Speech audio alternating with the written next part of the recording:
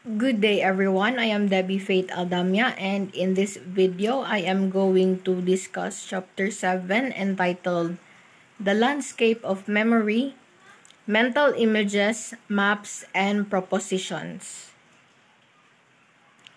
The topic outline for my report are mental representation of knowledge, communicating knowledge, picture versus words, pictures in your mind, mental imagery, dual code theory, images and symbols, storing knowledge as abstract concepts, propositional theory, limitations of mental images, limitations of propositional theory, spatial cognition and cognitive maps, rules of thumb for using our mental maps, heuristic, and lastly, creating maps from what you hear, text maps. Okay, the first topic that I am going to discuss is mental representation of knowledge. Under this, we have mental representation and knowledge representation. So what is mental representation? Mental representation is defined as something that stands of what you know about a certain thing. So for example, look at the picture presented. Now look carefully. Now, close your eyes. After that, describe the person you just saw.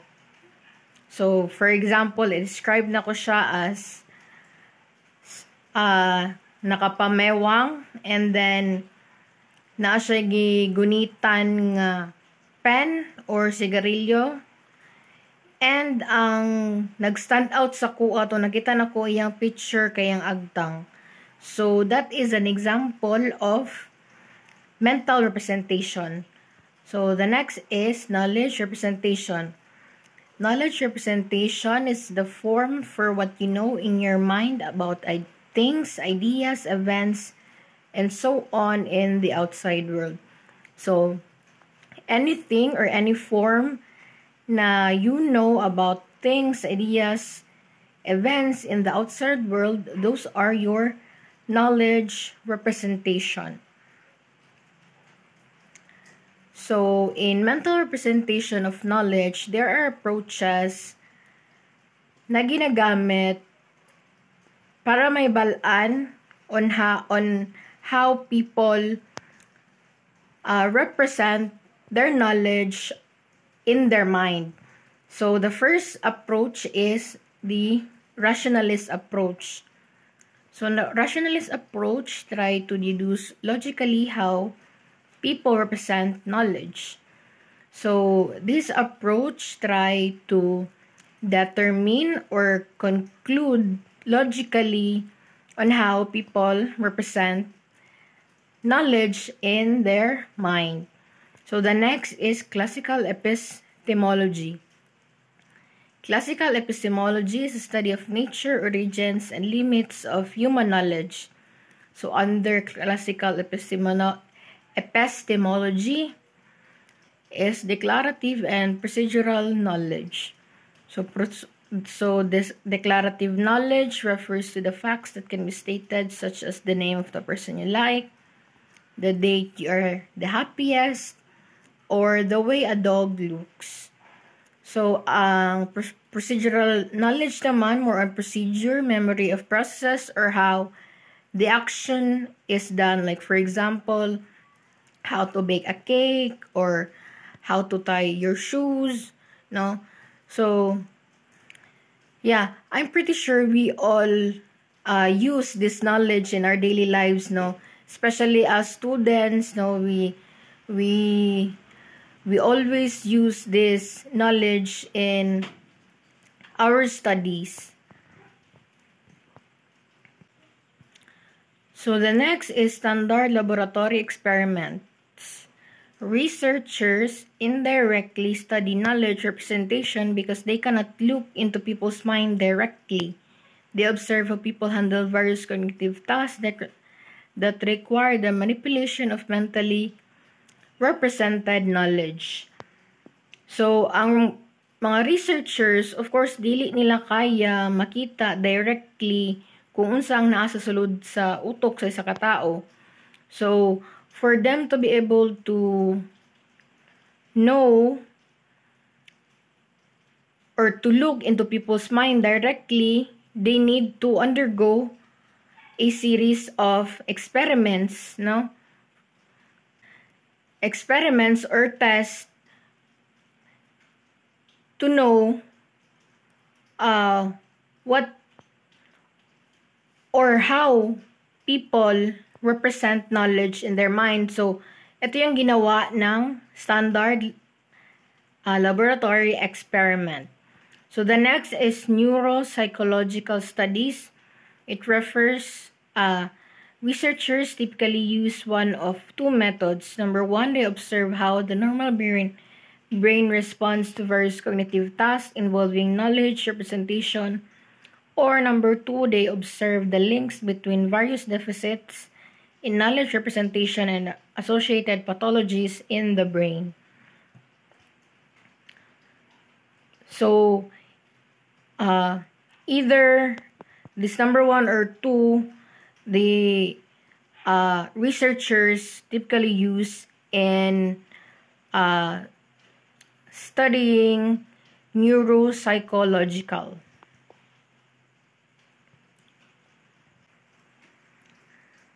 Okay, the next topic is communicating knowledge, picture versus words. Under communicating knowledge is external representation. External representation designates structures in the environment that allow the learner to interact with some content domain. So from the word external or nasa labas or nakikita or nahawakan natin siya. So for example, books. Now books communicates ideas through pictures and words. Now, how do external representations in words differ from such representations in picture? So for example, suppose someone asked you what is the shape of a chicken egg. No, kung tayo na mo na si muha unsay shape sa chicken egg. So, through your knowledge na it is easier siya to explain when you draw it, no? Kasi circle lang man siya ang egg. Now, however, what if someone asks you what is justice, no? So, mas ma-better ni mo siya understand explain through words, no? So yeah, that is their difference. Now, there are things in life na we can explain things using shapes, and there are also things in life now we can better explain it using words. So yeah. The next is communicating knowledge, picture versus words pa rin.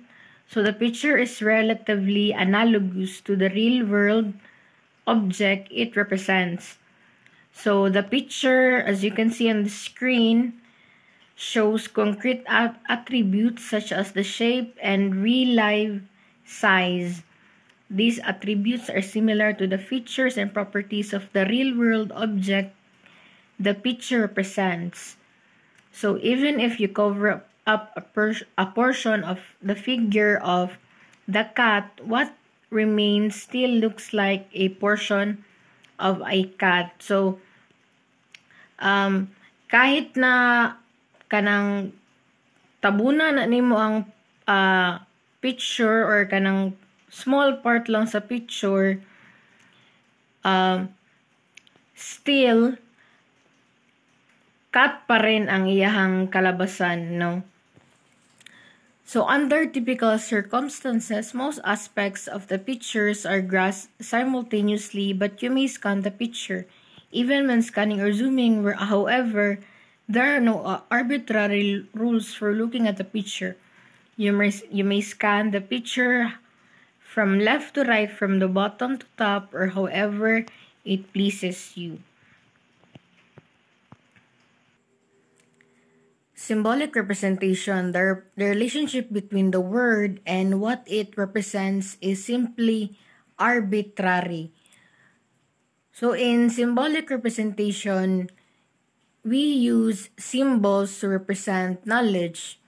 So for example, the example presented here is if you had grown up though in Germany or France, the word Katze or the word chat represents or symbolizes the concept of a cat to you. Okay, mo man ang tawag sa cat sa ilaha dito, Katze or the word chat, no? So, another example is in forming words, the sounds or letters also must be sequenced according to rules. So, for example, C-A-T. So, mabasa mo siya as cat. So, kung ispell po mo siya og A-C-T, mabasa po mo siya og ak, pero dili na siya cat. Samot na kung ispell mo siya og T-C-A, no, dili na siya ak, dili po siya cat. So, in forming sentences as well, no, the words should also be sequenced in according to rules. Like for example, kanina sentence, one can say the cat is under the table but not table under cat. The is, di ba? Mas dali na to nasabtan kaning the cat is under the table, no? Kay kumbaga naka-sequence siya ba, nakaayos ang ihang words, so mas dali na to siya masabtan. So pictures apply, capture concrete and spatial information in a manner analogous to whatever they represent. They convey all features simultaneously. So in general, any rules for creating or understanding pictures pertain to analogous relationship between the picture and what it represents. They help ensure as much similarity as possible between the picture and the object it represents. So, words on the contrary naman handily capture abstract and categorical informations in a manner that is symbolic of whatever the words represent. So, representations in words usually convey information sequentially. They do so according to arbitrary rules that have little to do with what words represent. So, pictures are and words are both well suited to some purposes but not to others. For example, blueprints and identification photos serve different purposes than essays and memos. So as you can see, these are the difference between the pictures and the words in representing knowledge.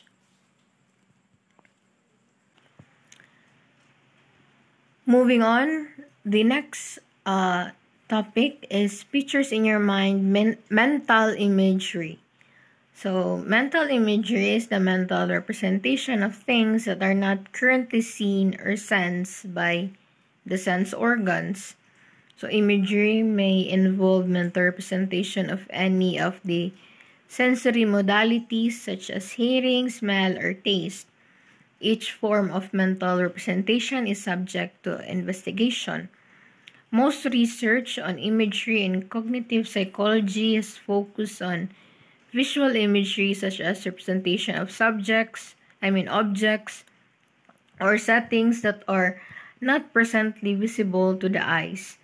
So for example, when students kept a diary of their mental images, the students reported many more visual images than auditory, smell, touch, or taste. So me personally po,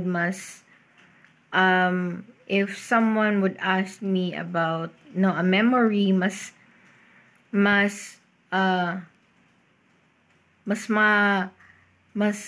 ma-explain ako siya more on if na-remember na ko siya visually, no? So, we use visual images to solve problems and to answer questions involving objects. Like, for example, nakalimtan na nagamit, no? Kung asan mo siya nabutang. So, sa imong mind, you know na nabutang lang nimo siya sa kuan sa inyong lamesa, no? So, like as simple as that, no? We use visual images sa atong mind to solve daily problems.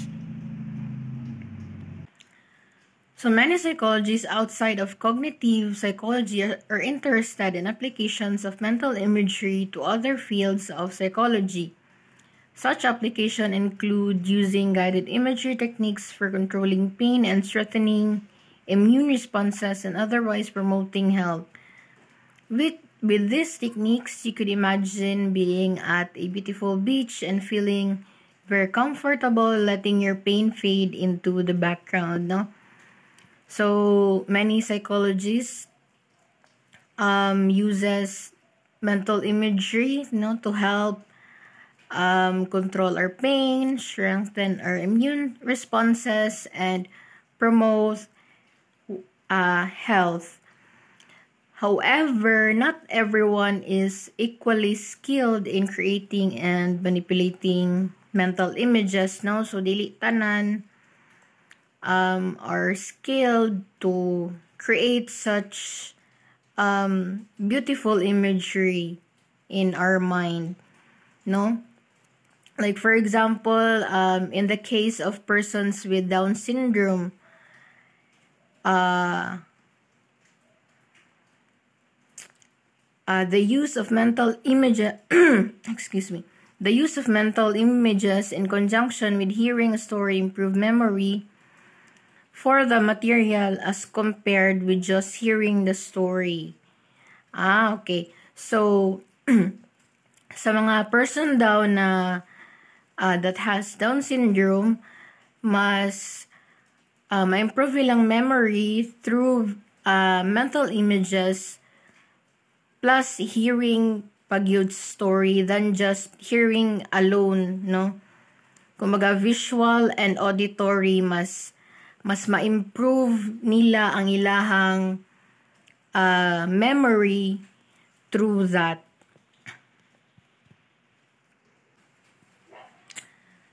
So, the next is dual code. So, dito naman sa dual code, we use both pictorial and verbal codes for representing information in our minds. So, these two codes organize information into knowledge that can be acted on, stored somehow, and later retrieved for subsequent use. So, kaning dual code theory, it uses both picture and verbal codes. So these codes can be acted on or stored somehow, and then we can use it later if it's needed, no? So according to Pavio, mental images are analog codes. Analog codes are resemble the objects they're representing. So, for example, trees and rivers might be represented by analog codes, just as the movements of the hands on an analog clock or analogous to the passage of time. The mental images we form in our minds are analogous to the physical stimuli we observe. So, a symbolic code is a form of knowledge representation that has been chosen arbitrarily to stand for something that does not perceptually resemble what is being represented. Just as a digital watch uses arbitrary symbols, typically numerals, to represent the passage of time, our mind's arbitrary symbol, words, and combination of words to represent many ideas. So, the symbolic codes are any form that represents representation that has been chosen but does not perpetually resemble what is being presented, no? So, example diriya ang kaniyang digital watch. Instead of arbitrary symbols, it uses numbers, no? And also, our minds use arbitrary symbols like words and combinations of words to represent many ideas. Another example is a sand. A sand can be used as well to represent the flow of time as shown in the hour. Now, as you can see on the picture, no, it is an hourglass. If nahurot na ng sand dira sa taas, that means na humana ang 1 hour. So, a symbol may be anything that is arbitrarily designated to stand for something other than itself. So, na daw mga symbol na dili lang kato ilang gina-represent but also napaday other meaning ato na mga symbol. So to Paivio, consistent with his dual code theory, noted that verbal information seems to be processed differently than pictorial information. So in one study, participants were shown both a rapid sequence of pictures and a sequence of words. They then were asked to recall the words or the pictures in one of two ways. One way was at random so that they recalled as many items as possible regardless of the order in which items were presented. The other way was in the correct sequence. So there are things na mas dali nato siyang ma-recall if we recall it either randomly or sequentially. No, it depends on the person. No, kung ikaw mas dali nimo ma-recall ang words and pictures through kung random ba siya na gina-present or sequence siya na gina-present. So either in one or two ways, no, it depends gyud sa imuhang level of knowledge. Storing knowledge as abstract concept. So, conceptual propositional theory, or also known as propositional theory, suggests that we do not store mental representations in the form of images or mere words. We may experience our mental representation as images, but these images are epiphenomena or secondary and derivative phenomena that occur as a result of other basic cognitive processes. So, according to propositional theory, dili daw ta nag-store og mental representations in the form of images or words. No? We may experience or use images, but these images are just a phenomena and or a result of other basic cognitive processes. So we do not store images or words to represent something. So according to propositional theory, our mental representation, sometimes called mentalists, more closely resemble the abstract form of a proposition. A proposition is the meaning underlying a particular relationship among concepts. So, Anderson and Bauer have moved beyond the original conceptualization to a more complex model that encompasses multiple forms of mental representation. Using propositions. Propositions may be used to describe any kind of relationship. We may use propositions to represent any kind of relationship, including actions, attributes, spatial positions, class membership, or almost any other conceivable relationship. The possibility for combining proposition into complex propositional representation relationships makes the use of such representation is highly flexible and widely applicable. So for example, in this table, so we have here type of relationship. Under it, it has actions, and the next, if this action you will convert it into representation in words, then it becomes a mouse, a mouse bite a cat.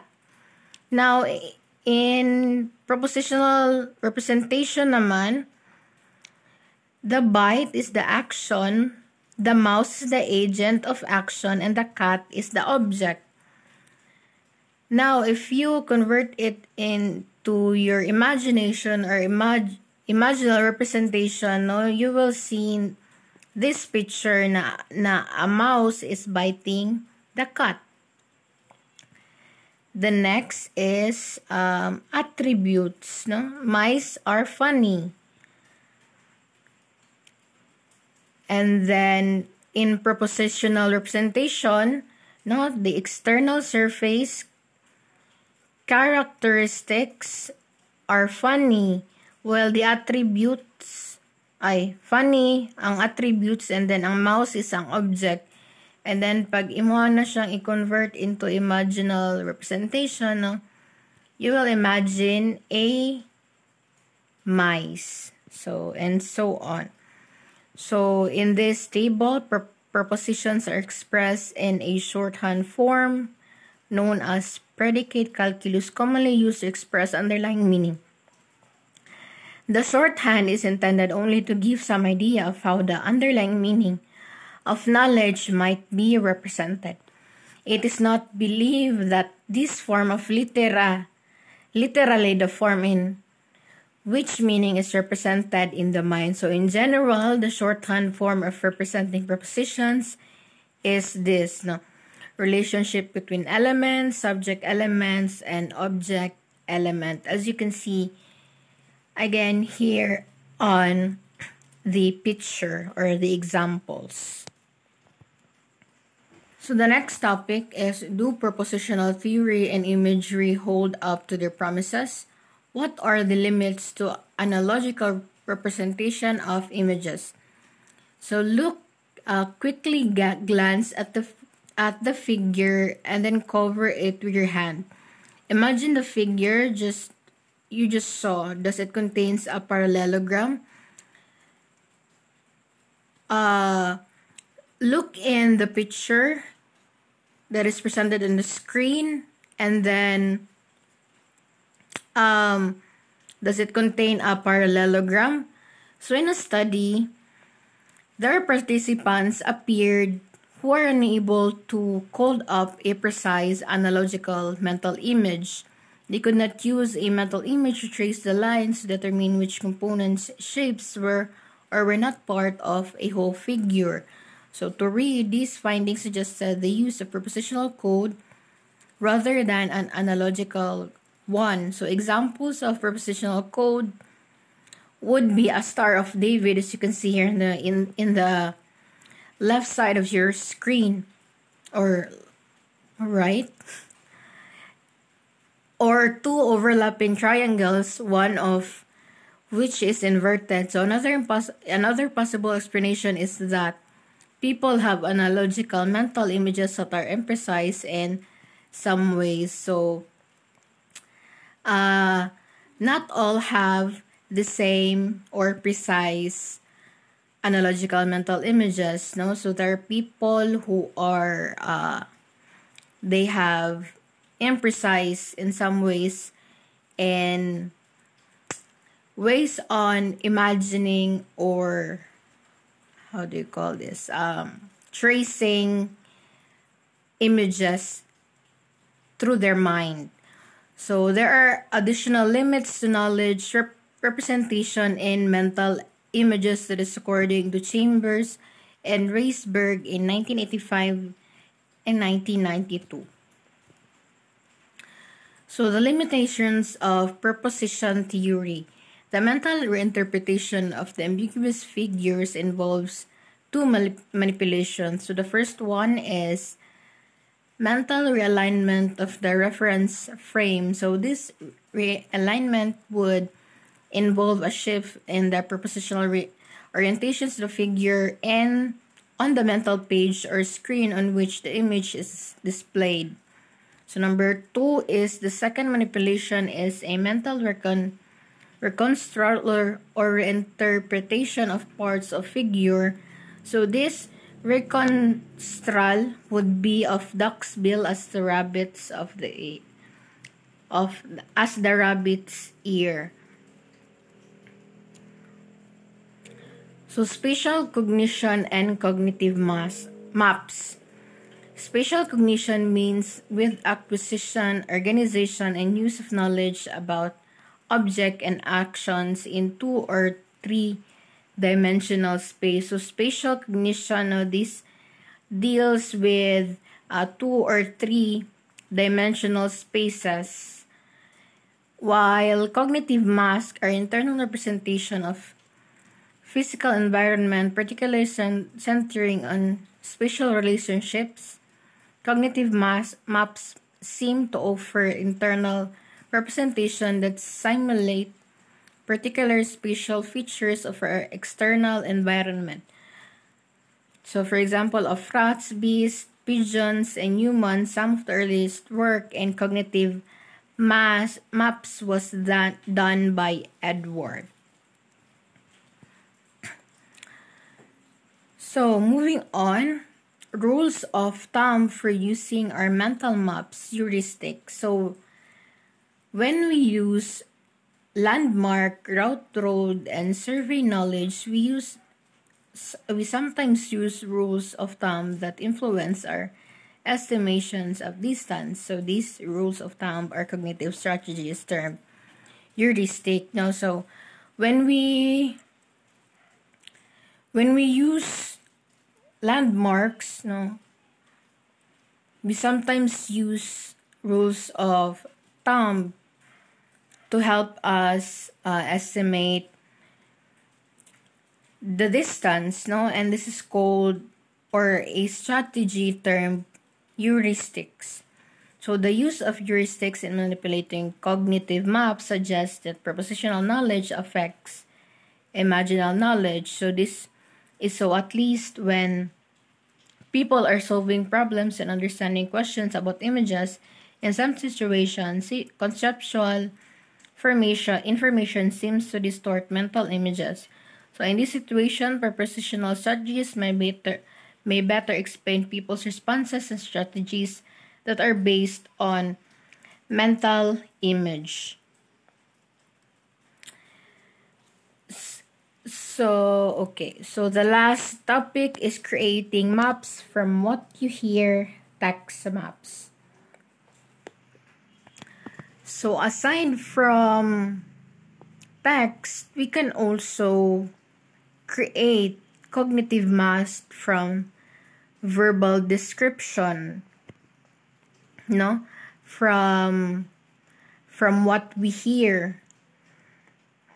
So this cognitive mask may be as accurate as those created from looking at a graphic map. Others have found similar results in studies of text comprehension. So one example of this is kanang mga Waze app, or Google Maps, and where Waze app na lang kay naay kanang naga-istorya, through verbal description or through ways na naga-istorya sa direction, mas accurate siya than those looking at a graphic maps kay madungog naman nato ang direction, but of course it depends on the person who are listening. If ang person, he is more on visual, he is a visual learner, of course mas dali niya masunod ang maps or ang graphic map than if it is ginastorya or verbal map. So quite possibly, though both images and prepositions are ways stations towards some more basic and primitive form of representation in the mind of which we do not yet have any knowledge, a good case can made in favor of both propositional and imaginal representation of knowledge. Neither is necessarily more basic than other. So the question we presently need to address is when we use which. So yeah, it's either images or prepositions. It depends, or it depends on the circumstances, or when is the time we will use it. So yeah, that's it. Thank you so much. I hope you've learned something. Bye. Have a good day.